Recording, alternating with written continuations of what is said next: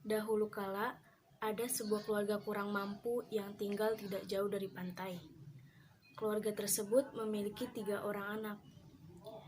Suatu ketika, di pagi hari saat sang suami mendapat rezeki, Ya, ikan ini lezat sekali.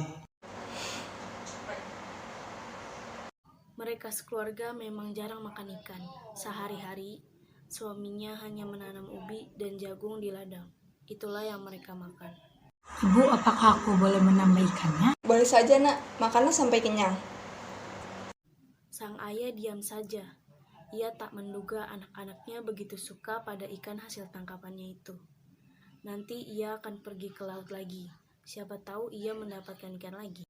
Bu, aku pergi dulu ya. Sisakan 1 ekor ikan untuk makan siangku nanti. Sesudah ke ladang, aku akan pergi ke laut sebentar. Siapa tahu aku bisa mendapatkan ikan. Setelah ayah pergi, ibu membereskan rumah. Ia menyimpan sisa ikan dan nasi ke lemari makan. Ketiga anaknya asik bermain. Mereka berkejar-kejaran dan berteriak dengan riang. Ia bersyukur hari ini bisa memberikan sedikit makanan enak pada mereka. Aku lapar. Aku mau makan nasi dan ikan seperti tadi pagi. Jangan, Nak. Lebih baik kamu makan ubi rebus saja ya. Ayo sini. Ibu ambilkan. Tidak mau, Bu. Aku mau makan nasi dan ikan. Meski begitu, ibu tetap bersikukuh. Ia tak mau memberikan ikan itu pada anak bungsunya. Ia tahu benar tabiat suaminya. Jika sudah berpesan, harus dilaksanakan. Karena permintaan tak dikabulkan, maka si bungsu menangis sambil meraung-raung. Ibu, aku lapar. Tak tega melihat keadaan itu, akhirnya ibu mengalah. Ia menyuapkan nasi dan ikan pada si bungsu. Si sulung dan si tengah yang melihat adiknya makan ikan ikut meminta pada ibu. Mereka pun makan ikan sisa dari adiknya yang bungsu. Apa yang terjadi kemudian? Ya, tak ada lagi sedikit ikan pun untuk ayah. Ikan yang disimpan ibu habis tak bersisa. Apa boleh buat? Aku akan menjelaskannya nanti pada suamiku. Sang ayah pulang dari laut. Kali ini ia tak berhasil mendapat ikan seekor pun. Ia sangat kesal, apalagi ubi di ladangnya juga dirusak babi hutan. Istriku, aku sangat lapar. Tolong siapkan makan siang untukku. Kemudian sang ibu hanya menyiapkan ubi rebus untuk ayah. Loh, mana ikan sisa sarapan tadi? Bukankah aku sudah bilang untuk menyisakan 1 untukku? Iya, Bang. Aku tadi sudah simpan. Tapi apa boleh buat? Anak-anak lapar dan minta makan lagi.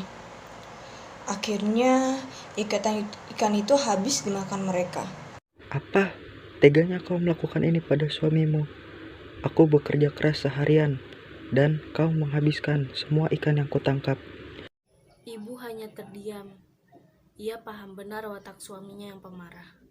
Ia minta maaf dan berjanji akan menuruti pesan suaminya.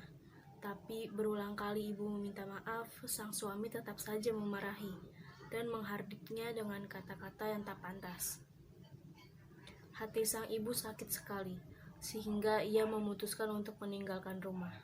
Ia tak tahan lagi pada perlakuan suaminya. Keesokan paginya, ketika ketiga anaknya bangun, mereka bingung mencari ibunya. Ayah, di mana ibu? Sejak tadi malam, ia tidak terlihat. Mungkin ke laut mencari ikan untuk kalian. Bukannya kalian sangat menyukai ikan? Lalu ketiga anak itu pergi ke laut untuk mencari ibunya. Ibu, ibu di mana? Si bungsu lapar, dia mau menyusu. Tiba-tiba muncullah ibu dari arah laut lepas. Ia membawa beberapa ekor ikan di tangannya. Ia segera memeluk ketiga anaknya dan menyusui si bungsu. Pulanglah kalian, bawa ikan ini untuk makan siang kalian. Nanti ibu akan menyusul kalian. Lalu ia kembali ke tengah lautan. Ketiga anak itu pulang sambil membawa beberapa ekor ikan. Si sulung memanggang ikan itu untuk lauk makan siang mereka. Hari sudah sore. ibu belum juga pulang. Ketiga anak itu bertahan menunggu ibunya hingga larut malam, tapi ibu tak kunjung pulang. Akhirnya mereka tertidur, sedangkan sang ayah tak peduli sedikit pun dengan keadaan istrinya. Keesokan harinya, ketiga anak itu kembali ke laut. Mereka memanggil-manggil ibunya. Ibu di sini, Nak. Kemarilah kalian. Terdengar suara ibu menjawab panggilan mereka. Ketiga anak itu terkejut melihat ibunya. Wajahnya memang wajah ibu mereka, namun badannya sungguh mengerikan. Badannya penuh sisik dan tidak bersisik dan tidak berkaki. Si ibu memiliki ekor sama persis seperti ikan. Si bungsu menangis keras melihat ibunya. Ia bahkan menolak untuk disusui. Kau bukan ibu kami. Kau pastikan yang mencelakai ibu kami. Ibu, di mana ibu? Percayalah, Nak. Aku ini ibumu. Ibu seperti ini karena sudah bertekad untuk tinggal di laut. Ibu sudah tidak tahan dengan perilaku ayah kalian. Namun ketiga anaknya bergeming. Mereka malah meninggalkan ibunya dan pulang ke rumah. Hati wanita yang saat ini berubah wujud menjadi manusia setengah ikan sangat hancur. Ia tak menyangka keputusannya akan memisahkannya dengan anak-anak yang sangat dicintainya. Ia hanya bisa menangis dan kembali ke laut. Sejak saat itu dia dikenal dengan nama ikan duyung. Karena kecantikannya banyak juga orang yang menyebut Putri Duyung.